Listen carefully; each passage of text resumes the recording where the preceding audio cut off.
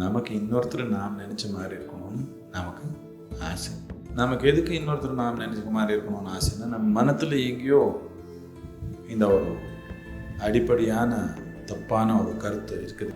இன்னொருத்தர் இருக்குது நம்ம நன்மைக்காக, நமக்கு ஒரு தப்பான ஒரு கருத்து இருக்குது. நாம் இன்னொருத்தர் நன்மைக்காக இருந்தால் நமக்கு அந்த எதிர்பார்ப்பு வராது. இன்னொருத்தர் நம்ம நன்மைக்காக இருக்கிறாங்க, நமக்கு ஒரு தப்பான கருத்து இருந்தால் நமக்கு ரொம்ப எதிர்பார்ப்பு இருக்கும். அந்த எதிர்பார்ப்பு எப்பப்போ நமக்கு ஆகலே நாம் நினச்சிக்கிறோமோ, கற்பனை பண்ணிக்கிறோமோ, அப்போ எல்லாமே நமக்கு ஏறுது உள்ள. நான் இருக்கிறது அவர் நன்மைக்காக நீங்கள் உணர்ந்தீங்கன்னா அப்போது குடும்பம் நல்லா நடக்கும். அவர் என் நன்மைக்காக இருக்குதுன்னு நினச்சிங்கன்னா போர் நடக்கும்.